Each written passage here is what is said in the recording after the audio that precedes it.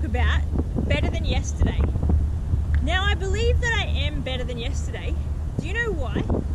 It's because I've been practicing my gestures. Pose number one. Pose number two.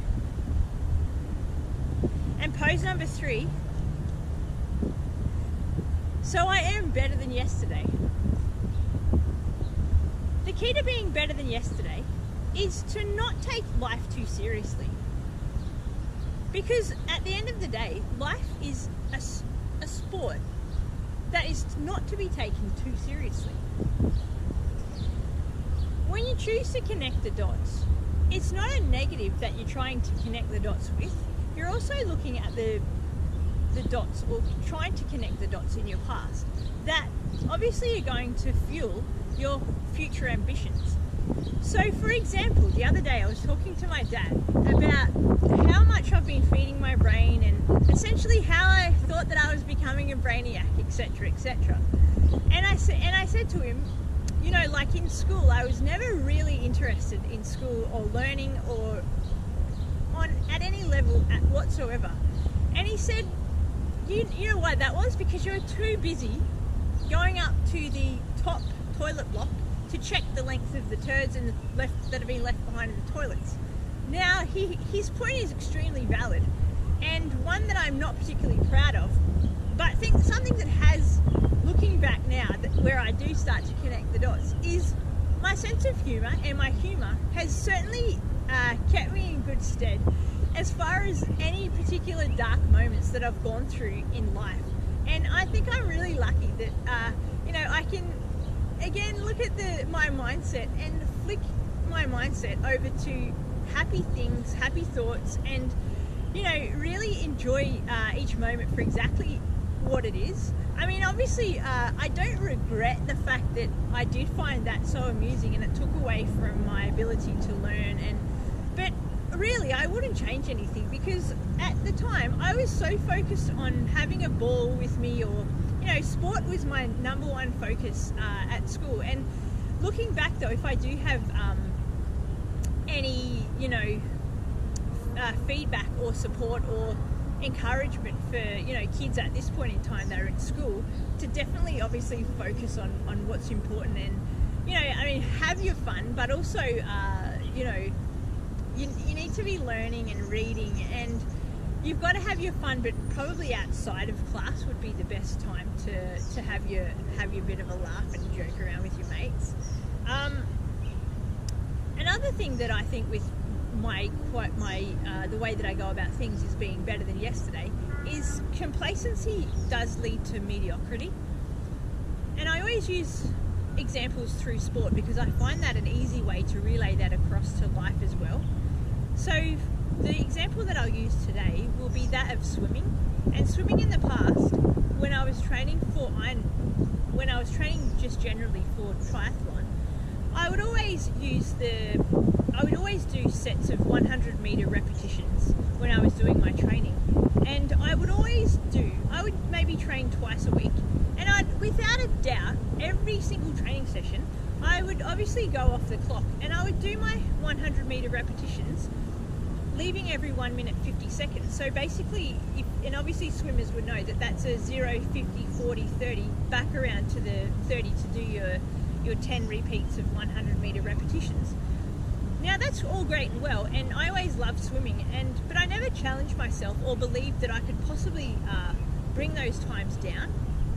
And it wasn't until when I started doing my Ironman training that I really started to put a bit more pressure on myself and focus on trying to bring those times down, because swimming has probably been my strongest leg within the three disciplines.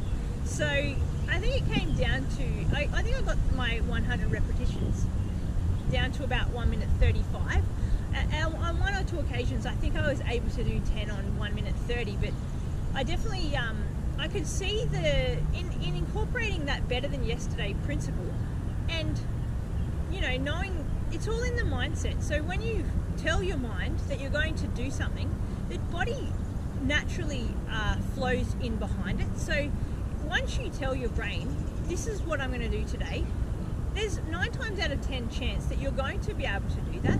And the same goes for your occupation. So if you want to be, if you want to be a dentist, for example, and you're at this point in time in your career, you're the dental assistant, you obviously need to incorporate different ways or different skill sets that are incorporating the better than yesterday principle.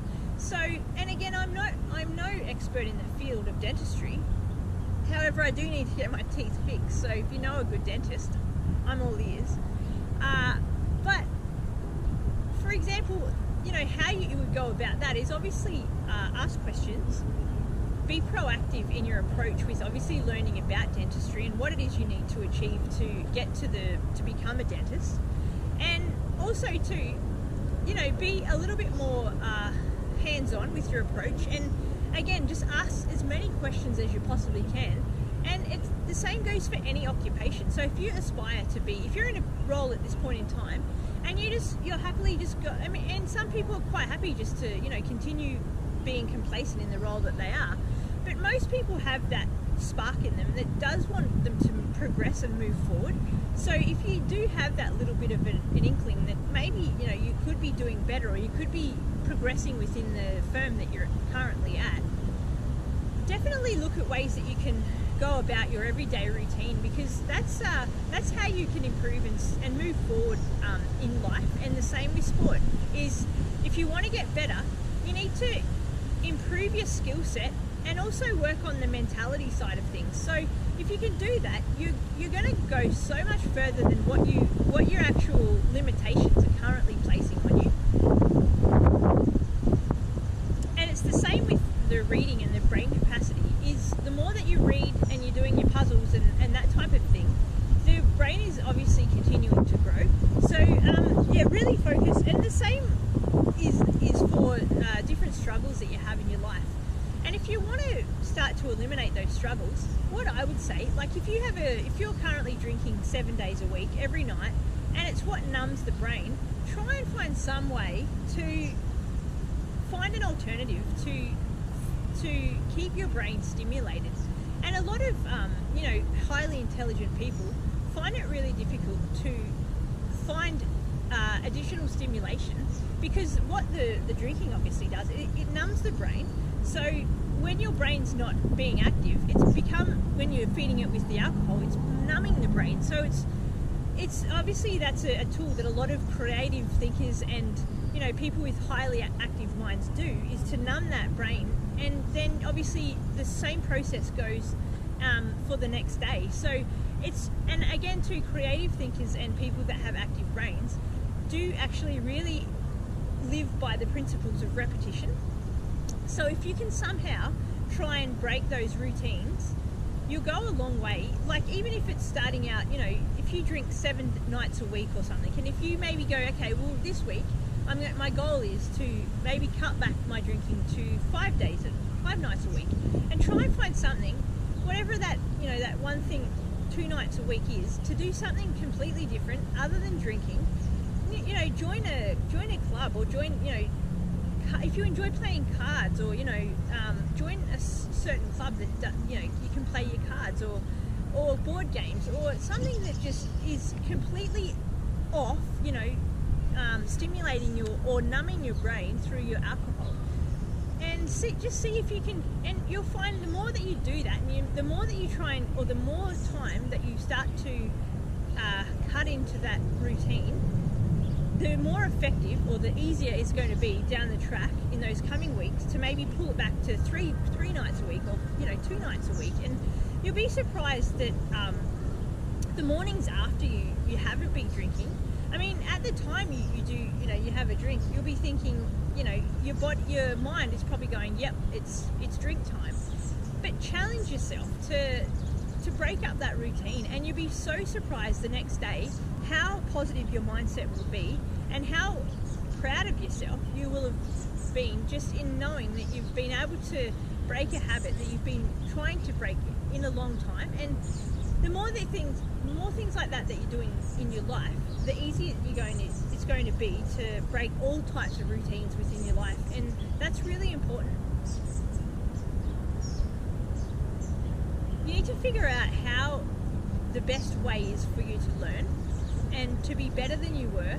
And for me, like for example, Japanese, when I'm out in public, I will see a certain word like kimono or saki or something like that, and I've started to learn. Obviously, I know most of my hiragana, but if I see a word that I can do my, like in my brain, I'll do my my ka and my ki, and it's amazing how subconsciously your mind will just flick straight into just learning when you don't even know that you're actually doing it. So be aware of different things like that.